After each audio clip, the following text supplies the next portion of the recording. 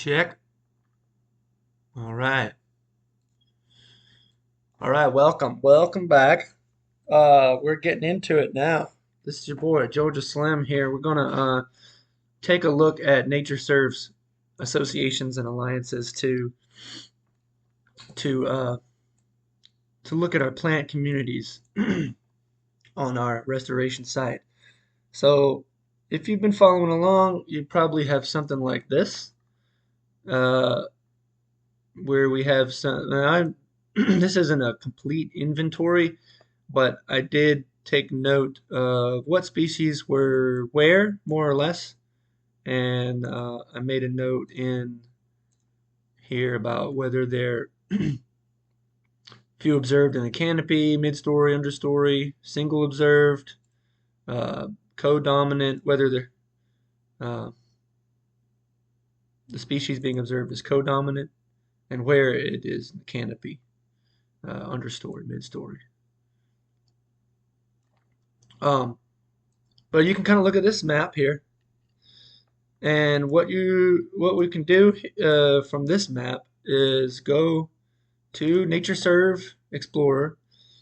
We can see here that we are looking at a place where the Southern Piedmont Dry Oak Pine Forest, this purple, is the candidate that we're restoring to. Um, it's some kind of remnant of this as well. The canopy is still pretty intact. The understory has a lot of invasive species in it, which is what these pink are. And down here is probably going to be, we've got elm. It's going to be a riparian plant community down here. But we're not going to worry about that for right now. You can see that's right next to the pond. That's a different project. Up here is what we're working on. And what's there now and what is part of your plan? Your plan is going to be dictated by your goals as well. Um, so whether if it's agricultural, there's going to be goals. If it's purely restoration, there might also be some specific goals to do with certain species or uh, at-risk species or recreation, being able to hike, camp, whatever. But I'll tell you my goal specifically for this area between these, well, actually this whole entire area, all the open pasture as well, all the way down to the creek, is to create more grazing land in the form of native silvopasture that is going to be closely imitating or mimicking a native oak, pine, and hickory savanna. Um, so, because I want grasses to be able to graze, but I want to keep a lot of these trees. Uh, well, not a lot of them, but I want to keep some of them. Um, so what I want to look for is what kind of remnant this might be and what I want it to be, which native plant communities, in terms of native plant communities, right? So I'll take what I'm looking at here and I'll pair it up with NatureServe Explorer. I've already searched for the Southern Piedmont Dry Oak Pine Forest and I've scrolled down to component associations. And so I'm looking for plant communities that kind of match what I'm seeing in terms of what I've observed. Okay. Um, I've narrowed it down to 3 or 4 likely candidates. Now, these component associations are pretty loosely defined. Again, the researcher's confidence in these descriptions and how accurate they are is pretty low. This one is weak. Okay, and this one is probably not what I'm looking at. This is an Appalachian shortleaf pine post oak woodland. Now these have the Latin name. These have a translated name, which is just the Latin name translated.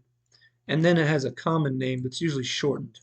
And it includes some part of the ecoregion and dominant canopy species. So I was looking through here. It seems like this is not what I'm dealing with. There is not enough shortleaf pine. It may have once been this plant community.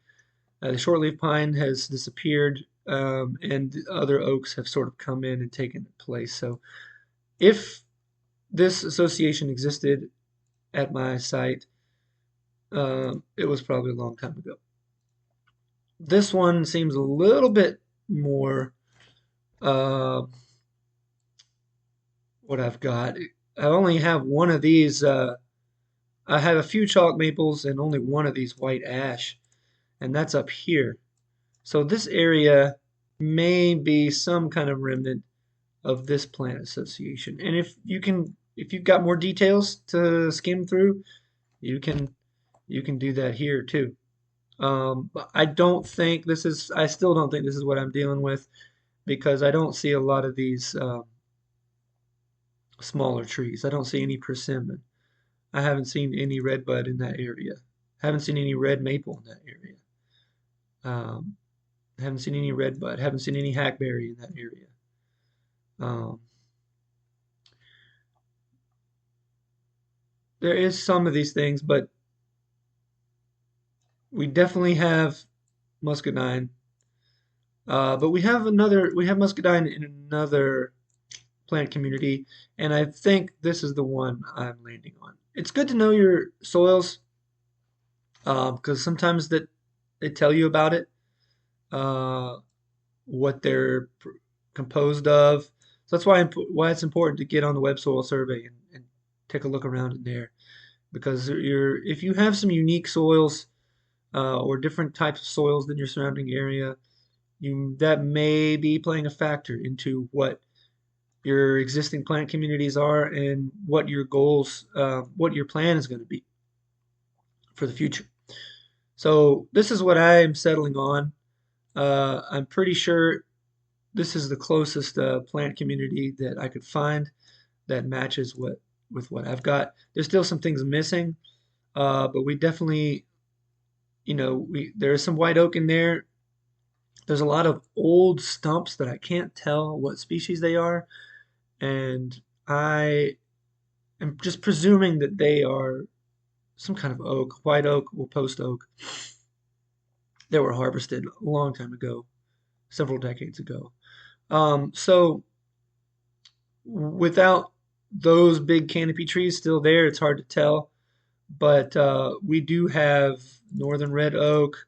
We do have a lot of scarlet oak. You can see we have southern red oak here, post oak, scarlet oak here. There is some Marconut hickory. Uh, there's even some sweet gum. And when we look here, we see that sweet gum described in here. Um, there are still a few shortleaf pines, um, but we do have the Nyssa species, and I didn't put them on this map, but I have seen some vaccinium species, and definitely poison ivy is definitely there.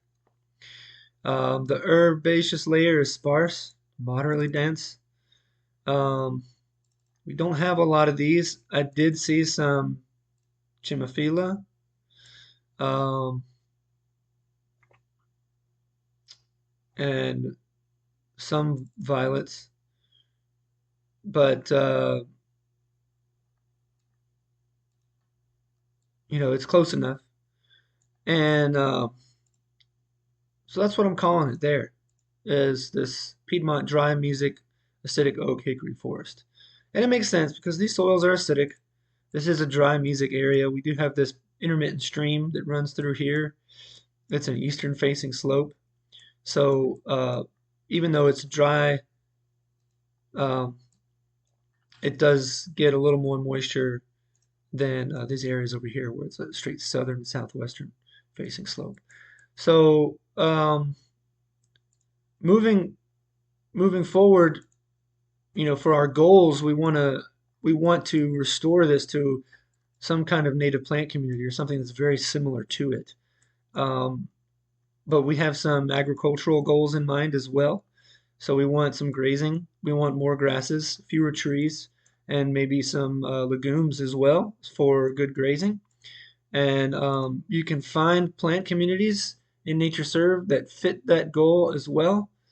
A good example I found for my particular site, and I found this plant community still underneath the component associations for the Southern Piedmont Dry Oak Pine Forest because we're still working in that larger biophysical settings as our guide. So the plant community within that biophysical settings that works best for my goals for that 3 acres right there is this one here, Piedmont White Oak Black Oak Woodland. You can see there's still white oak and post oak, but we have this Schizocarium scoparium. If you're a grass fiend like I am, you'll know that that's little blue stem, and that is a pretty good forage for livestock. Um, there's a lot of other plants, obviously, in our plant community. We have these desmodiums, which are tick trefoils. There's some research being done on native legumes, particularly tick trefoils. I think I'm not sure where the research is being done, but it's being done. Maybe University of Tennessee is doing a lot of research on wild legumes, or excuse me, native legumes and forbs that can be mixed into forage uh, mixes for cattle and other livestock like that. But we do have another good forage, Sorghastrum iliati, um, or excuse me, no, that's not Indian grass. If you want to know what species are, you can copy them here and take them into uh, one of 3 places is what I like to use. We can use iNaturalist, and it'll tell you slender Indian grass. Okay. In my farm plan, I might just go ahead and use Indian grass, Sorghastrum nutans. Um, it would certainly be appropriate. It's a native grass. It's the same genus. But in bee plant, so in iNaturalist, they're going to show you a lot of good pictures. You can also take a look at where these plants have been observed. Go figure, right down here. On bee plant, it's going to give you a list of search things that came up. Slender Indian grass, same thing. It gives you the nativity based on ecoregion and also some other links. It gives you the iNaturalist link. It gives you the USDA plants link. Some other links. You can go back to NatureServe if you want. I like to use, in the Southeast, this is a great resource. The North Carolina State Extension Plant Toolbox. Now, if you're not in the Southeast, there's probably an extension service like this by your state or a nearby state that you could use. The reason I like this plant toolbox is that it has all this cultural information. So if you're going to try to grow any of these plants from seed or otherwise, you can set yourself up for success. It's got hardiness zones. It's got dimensions, so you can, if you're using it in landscaping, you can use this website. It gives you soil qualities that it likes, the light requirements that it likes. For every plant almost, it's like almost 5,000 species of plants. So that's a good resource too. iNaturalist bee plant in the plant toolbox or something like it for your area. Look, check it out. Those are great resources. But back to the plant community, you can develop a plant list for your goals, for your plan. You can develop a plant list for what exists there already. You can keep expanding your observations to keep narrowing it down to get more accurate. But that's how a good way to go between NatureServe Explorer and your own observations that you've done in QGIS with Onyx Hunt or iNaturalist or something like that. yeah, so there you go. I hope this has really been a help for navigating LANDFIRE and NatureServe, and developing your restoration plan or your restoration farm plan uh, with these tools. It can be a lot to handle. It can be a lot to digest all at once. But I hope these videos have helped. And we'll see you out there. Get out in the woods, get out in the prairies, do some work, see some things, observe and interact. Don't be afraid to be a part of your native ecosystem. So get out there and do it, people. This is your boy, Georgia Slim, signing off. Peace, y'all. Peace, love.